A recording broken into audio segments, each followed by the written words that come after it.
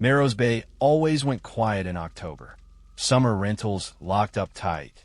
The boardwalk empty, but for a few hardy gulls and the odd retiree walking their aging dog. It was the kind of place that only came alive for a season and then collapsed into a contented slumber. I liked it that way. Some people crave the noise, the movement. I've always been more comfortable in the quiet. I live on the edge of town, where the dunes lean against the last row of houses before the land gives up and turns to sand. My house has a good view of the harbor, or at least it used to. I remember waking up that morning and knowing immediately that something wasn't right. The light filtering through the blinds was off. Too dim, too dull, like someone had thrown a sheet over the sun. There was a smell in the air, too. Sharp, chemical, sour like old vinegar and burnt plastic. I opened the window and leaned out. Fog, not unusual on the coast, especially this time of year, but this was different. Dense in a way that felt heavy. Still, and it came with a silence I didn't like. Not the usual hush of morning, but something more deliberate, like the town itself was holding its breath. Out by the harbor, the water had vanished into that pale, lifeless gray. The capsized cargo ship, Verity Ark, I think it was called, was still visible the day before, broken open and half submerged like a rotten log. It had gone down a week ago under suspicious circumstances, though no one could agree on the cause. There had been talk of toxic materials on board, but the official word was that it had been carrying industrial-grade cleaning agents en route to a manufacturing plant further inland. Whatever that meant, the news that morning gave the usual reassurances. The fog was likely a reaction to the spillage. Nothing to panic about. Temporary environmental effects. I remember the weatherman using that exact phrase. Affected areas advised to remain indoors as a precaution. Visibility low. Air quality uncertain. I'd heard those kinds of warnings before. Wildfire season, chemical trucks overturning on highway. But this felt deeper. Like the fog wasn't just around us. It was in us. I wasn't the only one who noticed. Around midday, I took a walk down to the market. Only a few others were out, all wearing the same wary expression. The streets were muffled, as if the fog wasn't just dampening sound, but swallowing it whole. Conversations were brief, voices subdued. And everywhere, on porch rails under awnings in the middle of parking lots, dead seagulls. They looked almost staged. No blood, no wounds, no mess. Just crumpled white shapes, eyes glazed, beaks frozen open like they had been trying to scream. No one said anything. Maybe they were pretending not to see them. Maybe we all were. I saw one man kick a bird into the gutter with the side of his boot, hard enough to make its bones crack. Then he walked away fast, like he was trying to escape a crime scene. That night, the fog didn't lift. I stayed up late, staring out the window toward the dunes. There were no stars, no moon. Just that same endless white blur, thick and motionless like an old photograph. The ocean was somewhere out there, but you wouldn't know it by sound. No waves, no wind, not even the usual creak of the dune grass. Just stillness. The power flickered twice around midnight. Briefly enough to excuse, but long enough to notice. I didn't sleep well. The next day was worse. I woke to a sound I couldn't place. A soft, rhythmic thudding. When I opened the front door, I saw a cat across the street, staring straight at the side of my neighbor's house. It wasn't moving, just perched on the fence like a statue, eyes wide and unblinking. My neighbor's dog, a lazy old mutt that usually only moved when food was involved, was barking at the empty corner of their yard. Not the aggressive bark of a dog with something to defend, but the confused, desperate bark of something that doesn't understand what it's seeing. All morning, the fog persisted. The local grocery stayed closed. I passed 3 more cats, each doing the same thing, sitting motionless, staring at walls. At one point, I thought I saw someone out by the edge of the dunes, standing just beyond the limit of visibility. But when I blinked, they were gone. By noon, the town's Facebook group had exploded. People sharing pictures of dead birds, malfunctioning phones, pets behaving strangely. Someone posted that their mother, who lived alone on the edge of town, had called in a panic, claiming her husband had come home. The problem was, he'd been dead for 6 years. The post was deleted 10 minutes later. The fog hadn't moved an inch. Later, I heard that the school canceled classes. Parents complained of headaches, and nausea in their kids. One woman claimed her child had been talking to someone in the backyard, someone no one else could see. By nightfall, the streets were empty again. The air had grown colder. The kind of cold that didn't just touch the skin, it crept under it, burrowing into your bones.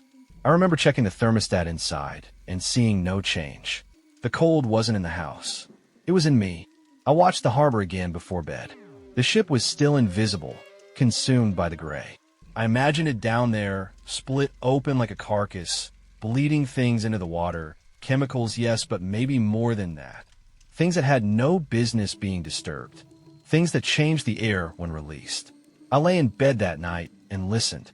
Not to anything specific. There was nothing to hear, but to the silence itself. It had a shape now, I realized. A presence.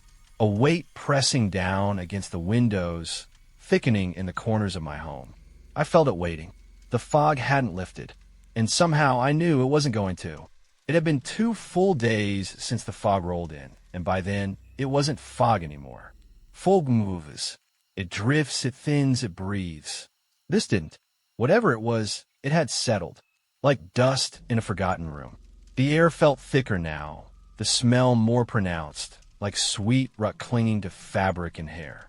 No wind, no sun, no sky. Only the same gray curtain pressed against every window in Marrow's Bay. Time felt different too, not in the poetic sense. Time stood still, but literally. Hours disappeared without explanation. One moment I'd be making coffee, and the next, I'd be standing in the hallway, unsure how I'd gotten there or what I'd intended to do. My clocks disagree with each other. My phone reset its time zone to something unrecognizable. I stopped trusting anything digital. Not that they work properly anymore. I first noticed the whispers late that evening, around the time the house lights started flickering again. It wasn't external, not like voices outside a window. It was internal, like a faint thought that didn't belong to me, curling into my ears.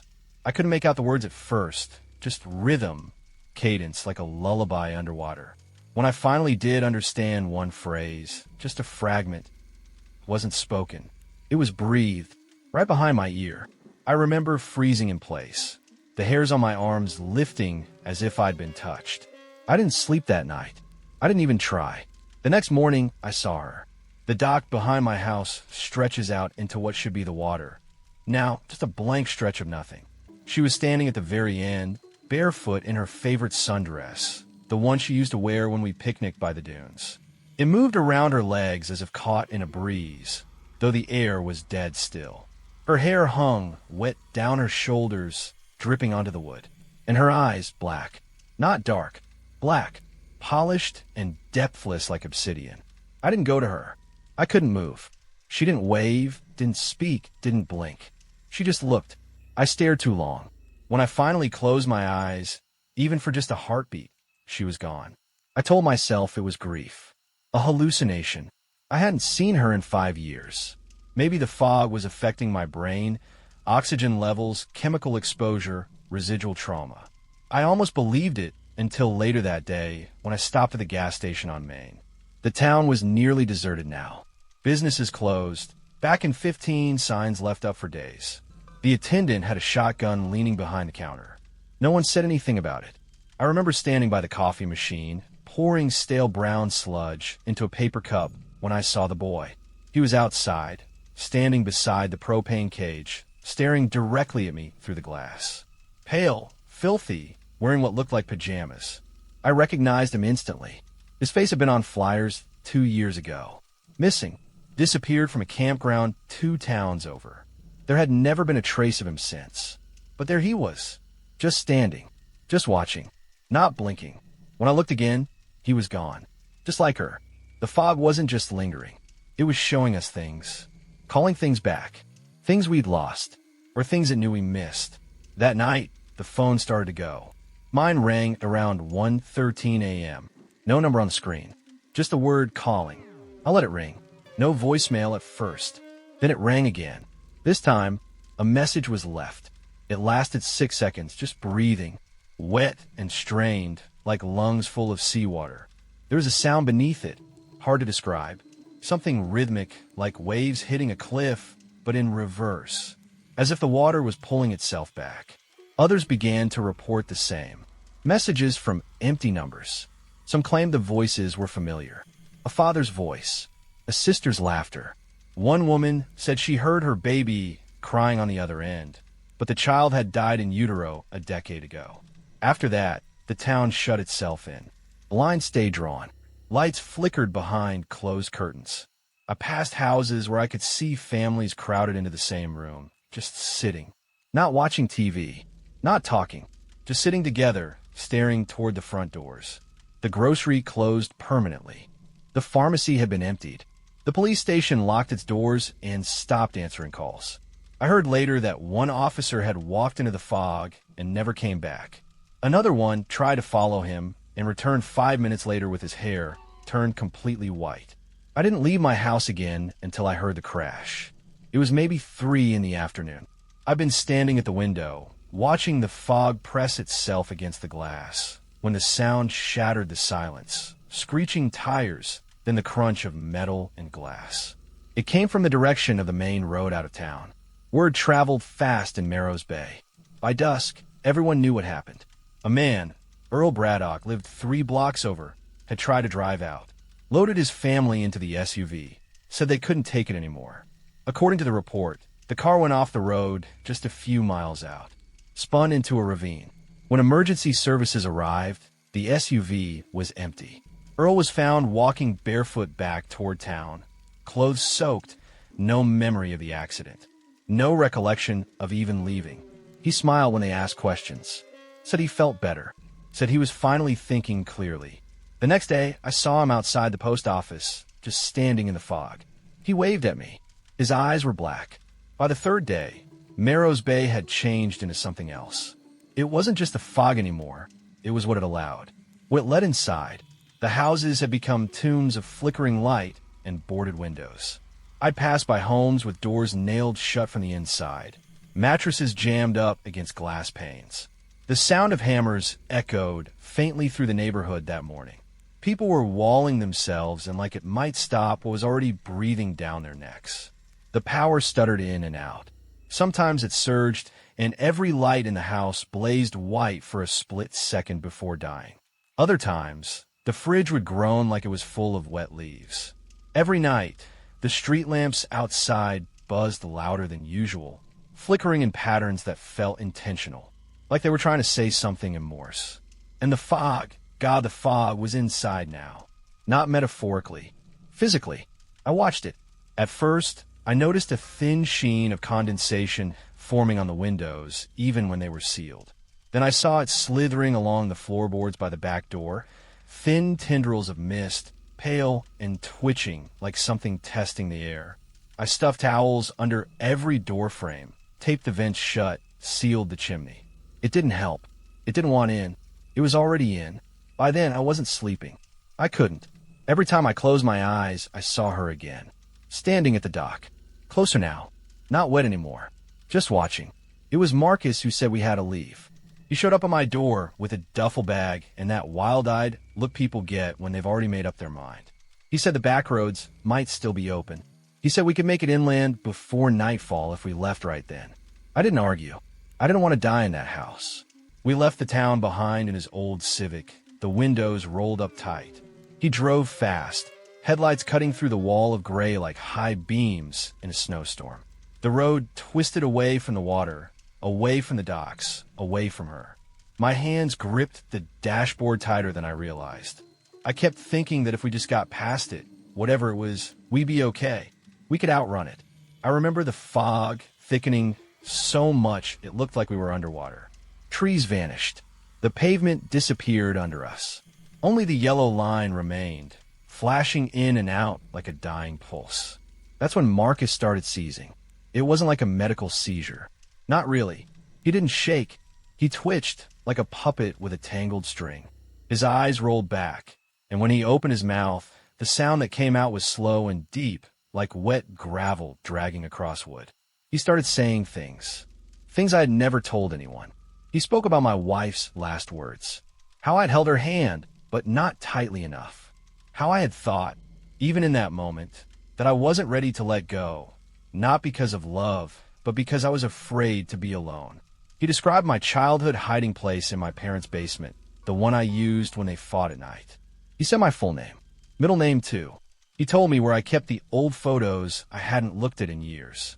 He said it all in that voice, not Marcus's voice. Something wearing it. I panicked. I grabbed the wheel. The car swerved. The fog seemed to pull around us like fabric being stretched over bone. I remember shouting, maybe at Marcus, maybe at whatever had taken his voice. And then I saw the tree. The crash felt distant, like dreaming about falling. The world turned sideways, glass shattered, and everything went black. When I woke up, the car was empty. Driver's side door swung open. Airbags deflated. My head throbbed. There was blood on my collar, but I couldn't tell whose. I stumbled into the road, calling out for Marcus, but there was nothing. Just fog and silence. And the faintest smell of something burning. Something metallic and sweet. I walked. There was nowhere else to go. I don't know how long it took. The fog plays tricks with time. Could have been an hour. Could have been 12. When I saw the welcome sign at the edge of Marrow's Bay again, I nearly collapsed. The town looked the same. It felt different. I expected Marcus to be gone. To be missing. Dead. Taken. Anything but what I found. The front door of my house was unlocked. The air inside was warm. Familiar. The smell of toast drifted from the kitchen. And there he was, sitting at the table, eating breakfast. Calm. Smiling. He looked up at me like nothing had happened. Said we hadn't left. Said he didn't know what I was talking about. That we had planned to, but stayed. Said I must have dreamt the rest. I knew it wasn't true. I knew what I saw. I knew what I heard. But the way he moved, it was all wrong. His gestures were too precise. His chewing too uniform. His smile held too long. He asked me questions, casual ones, but each time his head tilted just a little too far. Like he was watching to see how I'd react. Like he was learning. Something had come back with me. Or maybe something had come back instead. I wasn't sure Marcus ever really left that road. But whatever was now sitting in my kitchen, finishing my eggs, pretending to be him, wasn't my friend anymore. The fog breathes now. At night, it pulses, soft and low, like a distant generator buried beneath the town. It doesn't sound like wind. It's not wind. There's a rhythm to it, like the slow exhale of something vast and ancient. I can feel it vibrating through the walls. And I've realized something awful. It responds to noise. The first time I laughed, one of those brittle sleep-deprived laughs, I heard it shift. A low ripple outside the house, pressing up against the walls like a wave against glass. When I dropped a plate in the sink and it shattered, I swear I heard footsteps on the porch 2 seconds later. I haven't spoken aloud since. More houses are silent now. Entire blocks with no lights, no sound. The few people I still see keep their eyes down. They move fast like prey. I don't know how many of us are left, but every morning there are fewer footprints in the snow-crusted sand. Fewer cars in the driveways. Fewer signs of life. People are vanishing. No screams. No struggle. Just absence. And still, every morning, I find them. Those wet footprints on my floor. Saltwater pools around the heels. Long, narrow steps that lead from the front door to the side of my bed and stop there. Never farther. Never retreating. I never hear them come. But they come. I haven't slept in 3 days. I can't. The fog is inside me now. I taste it when I breathe. My skin feels wrong. Tight and gritty, like I've been rolling in fine sand. I scratch constantly. It never stops itching. Under my nails, I find tiny black flecks like grains of salt-stained ash. I started collecting them in a jar. I don't know why. Out at the harbor, things move. I see them sometimes when I dare to go near the water, tall, too tall, with limbs like twisted cables. Their silhouettes drift between the ruined pylons and docked boats, stepping through the fog like it's a hallway they've always known. They walk upright, but not human. More fluid, more deliberate. I tried to get close once, but they melted into the mist before I could even focus. I've never heard them speak, but I know they're aware of me. They always stop moving when I do. Everyone says the fog came from a ship. I wanted to prove it. I broke into the old records room beneath Town Hall. No one was guarding it. No one was guarding anything anymore. The municipal servers were fried, likely from power surges, but the physical files were still intact. I found a manifest for the Verity Arc, the capsized freighter still rusting out in the bay. The manifest was redacted, fully blacked out with blocks of thick ink, line after line of censored text. Only the title remained: Classified Biological Recovery Units. No indication of a destination. No indication of a country of origin. The ship wasn't listed under any known registry. It hadn't been transporting chemicals. It had been carrying something else. Something not made. Something found. Whatever they dragged up from the ocean floor, it wasn't meant for land. It wasn't meant for us. Later that night, during another blackout, the TV turned itself on. No sound at first. Just static, then an image. Fuzzy, but unmistakable. The mayor. No one had seen him in weeks. Rumors said he'd left town early on, packed up his family, and vanished before the roads closed. But there he was, seated behind a table, pale and twitching under bad fluorescent light. His skin was crusted with salt. He looked thinner, as if the weight of something else had been slowly eating away at him. The broadcast looked like a loop. The same 5 seconds, over and over, but each cycle he said something different. His words were barely audible under the humming static, but I leaned close, nearly pressing my ear to the screen. He said, "Don't listen to the voices. Don't answer the door if it knocks. And whatever you do, don't believe it when it wears your face." The power died again. The screen went black. And in the silence that followed, I heard the unmistakable sound of footsteps, wet and slow, just outside the bedroom door. I've stopped answering the door. The first time it knocked, it was gentle, almost polite. 3 soft taps, barely audible over the static hum the fog makes at night. I held my breath and waited. When I finally approached the peephole, there was no one there. Only the same haze, thicker than ever, pressed up against the glass like a waiting mouth. The second time it called my name, not in a distorted voice, not in a whisper. It was my voice. Calm, familiar. Exactly how I sounded 3 years ago, before everything slipped sideways. Before my wife was buried. Before the ship. Before the fog. It said it was cold. It said it wanted to come in. I didn't move. The knocks have come every night since. Always between 2 and 3 a.m. Always using my voice. Sometimes it's pleading. Sometimes it sounds angry. But it always ends the same way, with the sound of my name, stretched and drawn, spoken through the teeth of someone who remembers being me. I've barricaded the house as best I can. The windows are sealed, the doors chained and nailed, but the fog finds ways in. It moves like a living thing now, curling under the baseboards, seeping through hairline cracks in the plaster. It has weight. It presses against my chest when I breathe. Last night, I found a trail of salt on the stairs, perfectly straight, like it had been poured with intention. At the top of the trail, resting on my pillow, was my wedding ring, the one I buried with her, the one I haven't seen in 5 years. I didn't touch it. I didn't sleep. I just watched the door. This morning, the phone rang. No number, just static. Then the sound of water sloshing against wood, like something heavy shifting on a dock. Beneath it, a voice. My voice, but hoarser, hungrier. It said it remembered the way my skin felt. Said it wanted to wear me again. The TV turned on by itself shortly after. Another broadcast, same flickering setup, but no mayor this time. Only static and an empty chair.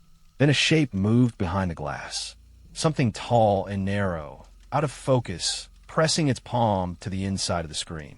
It was my hand. I turned everything off. Lights, screen, sound. But the air hummed louder in response. The fog noticed. I finally left the house at dusk. Not because I was brave. Because I was desperate. The streets were unrecognizable. Everything coated in pale salt and brine. The buildings slumped like rotting fruit. Every window dark. Every door open, just a crack. And in the mist, things moved. They didn't run.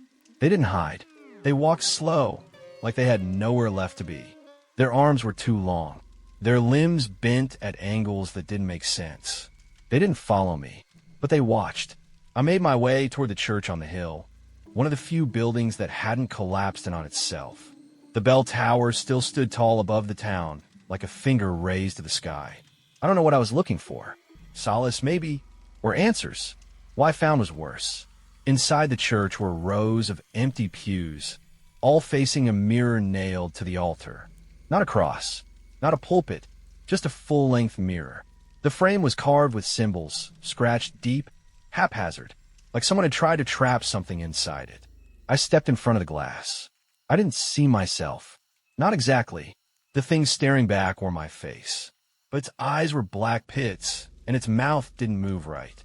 It smiled too wide. Its chest didn't rise when it breathed. It reached out a hand that mirrored mine perfectly, every scar, every freckle, and beckoned. I turned and ran. The fog thickened as I stumbled back into town. Buildings warped and melted around me. The dock was visible again for the first time in days. And at the edge of it, standing exactly where she had been, was my wife. Her sundress was dry now. Her feet were bare. She lifted one hand, beckoning in the same slow gesture as the thing in the mirror. Behind her, the water boiled. Figures were rising, tall and skeletal, faces long erased. They moved like shadows under ice, stepping from the sea in complete silence. Each one wore a version of a face I remembered, old neighbors, a cousin, a childhood friend. And each face was wrong. They began walking toward town. I turned and ran again. I'm back inside now. Lights off. Breath shallow. I can hear it outside the door. It knocks. Once. Twice. 3 times. It uses my voice again. It says it's me. It says I got lost. It says it's cold. It says I never made it back from the crash. It says the version of me inside the house, me, is the mistake. I don't know what to believe anymore. All I know is this. If you ever find Melrose Bay, don't breathe in. Don't answer calls. Don't look into mirrors. And if something wearing your face knocks on the door, don't let it in. Not even if it sounds like you. Especially if it sounds like you.